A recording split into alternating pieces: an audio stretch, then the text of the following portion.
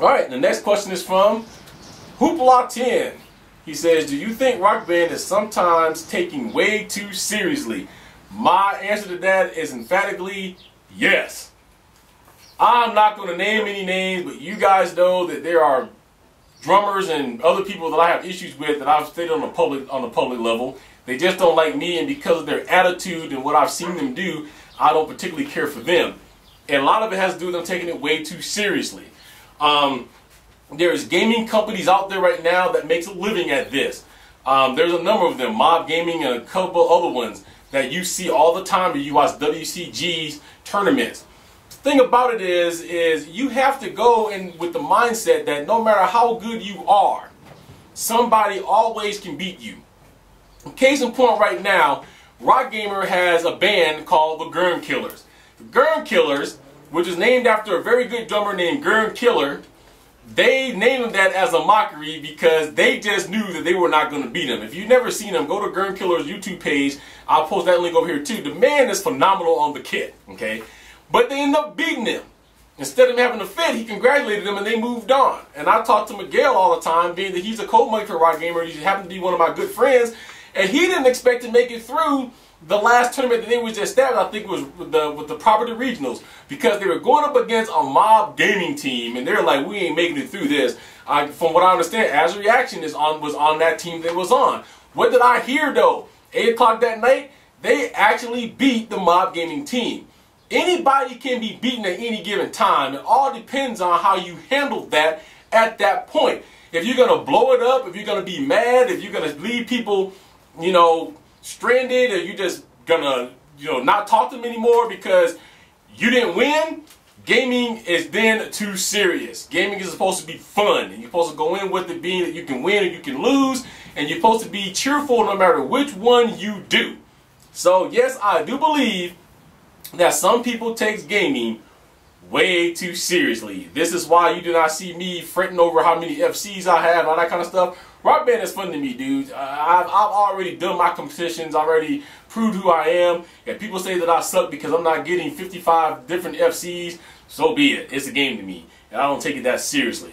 I do compete hard, but if I lose, that's why I'm a member of PMS H2O. If we lose, we're always gracious, and we're always courteous, and we always end it with good game. We always shake the hand of the competitor, and we always say we'll come back next time stronger.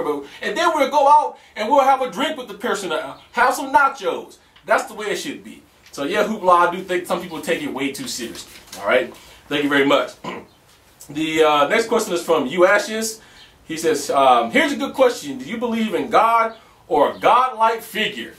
I believe 100% wholeheartedly in God. I believe that there is a God. If you listen to my real talk, that was only a small taste of what happened between me and my father and my mom. I really should not be here right now.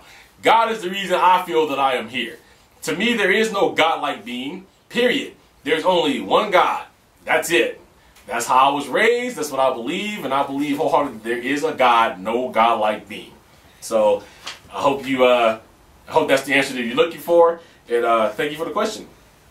All right, RickyGeddes asks, what do you think of corrupted cops? I think corrupted cops need to be hung and beat, just like they do everybody else. Man, look, police officers are supposed to be the peacemakers. These are the people we're supposed to go to for help. These are supposed to be the people that is not going to be biased one way or the other, but do the right thing to resolve an issue. If you have a cop that's on the take, or planting drugs on somebody, or beating down people for no reason, we don't need them. There's a lot of good cops out there. Do not get me wrong. Best friend Val is an LAPD cop. Okay, so I'm not saying all cops is bad, but the corrupted police officers, we should flush them out and then take them and put them in the jails with the other people that they put in there and see how they survive. Because if you're corrupted, that means you're breaking the law, and just like the criminals that you arrest every day, you deserve to be in jail. Alright, my next question comes from PB Class of 10. He says, by your hat, I can tell that you're a basketball fan. My question is that should high school players be able to skip college to go straight to the NBA, or should they at least have 1 year in college? As a parent of a 13, a 14, and an 18-year-old, this is a very good question because my son has kind of asked me what I would think if this happened to him. Personally, I think that you should go to college. Now, listen to what I'm going to say though. I'm not going to say that you should go to college for the whole entire 4 years or whatever. I think you should go play at least 1 year of college ball. Me being an athlete, I know the risk that every athlete takes the longer that they play if they're going to go pro and don't go pro. If you're in college and you have one bad accident, your whole career is done. But go for at least 1 year. Know what it's like to play college ball because that's going to, or whatever, college ball, basketball, football, whatever you're doing on the collegiate level is going to help you out when you go to NBA, NHL, WNBA, wherever you're going to go. Okay? But also do this. Come back, just like Michael Jordan did, and finish your schooling. Michael Jordan had one of the most grueling schedules of any professional basketball athlete I've ever known, and he still found time to come back and to get his diploma. So even if you do 1 year of college, just make yourself the promise to come back and finish it up if you have the shot to go pro. But I do not think you should go straight from high school into pro. I think you still have a lot of growing to do from being a teenager into an adult, and there's a lot of people like Kobe Bryant, LeBron James, and a couple of other ones who starts running into problems. Well, LeBron James really never ran into any problems that I know of, but we know the whole thing with Kobe and the whole rape scandal. That's all because of being young, dumb, and having a lot of money. Magic Johnson down here in LA has started like a little camp for all of the brand new young recruits, 18, 19, 20s that comes in to help them out. So you go to college, learn how to handle your money, learn how to handle the pressure, learn how to handle all the women that's going to throw themselves at you. If you're a man, all the men throw themselves at you if you're a woman. And then I say after a year, you should go ahead and go pro. All right? Thank you for that. All right, next question is from isnortcomet. He says, I would like to know what kind of ice cream you prefer most. I am a huge fan of strawberry ice cream. Just recently, I have ran into another flavor that I love to death, which is cheesecake. If I had only one choice of ice cream to be in the house, strawberry would be it. All right, thank you very much. The next question is from thezoraz. He says, what electronic drum kit would you recommend learning on besides the ion drum rocker? I am very glad that you asked me this question. I think I've done it before, but never in a Q&A, so I'm going to clear up this myth. You do not need to have the most expensive kit in the world.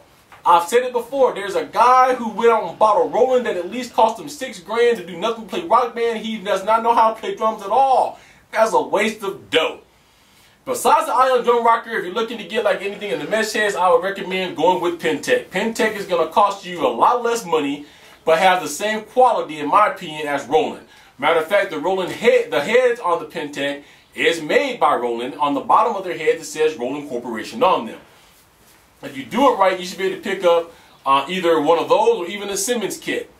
$500 to $1,000 if you're going to learn. If you go the $1,000 route, you has a little bit better brain. So as you get into drumming and you get more into it, you still have things to play with without being overkill. But you don't need to go out and buy a $5,000, $6,000, $7,000, $8,000 kit that has a brain that has everything from recording studio to a mix lab and all that stuff on there, because you're not going to know how to use it and it's going to be overwhelming for you. So I recommend a Simmons kit or a Pentec kit, and then as you start learning, go ahead and start upgrading from there. Alright? Alright, next question is from twgoldwood. He says, do you prefer electronic drums or acoustic drums? I am a drummer at heart, and I think any drummer in the world will tell you that there is nothing that can ever replace an acoustic drum kit. When I was in Voices of One Division, the two producers who were married at the time, Chris he played in another band they had called Insight, and he had an electronic drum kit that was made by Roland. This is back in the days where, if you guys see my Ion kit, when I had the little smaller rubber pad, it's called a PD7. That's when Roland was all PD7s, okay? And I would not want to use it because of the fact that it sounded bad. It just sounded fake to me. You couldn't reproduce anything. And in one of the albums that we actually did, I actually ended up using his drum kit because of the fact that it was better to mix down. Now, with the current brains that's out, you really can't tell a lot if somebody's using electronic or acoustic drums, except when it comes to the cymbals. So if I have my choice, it would always be an acoustic set.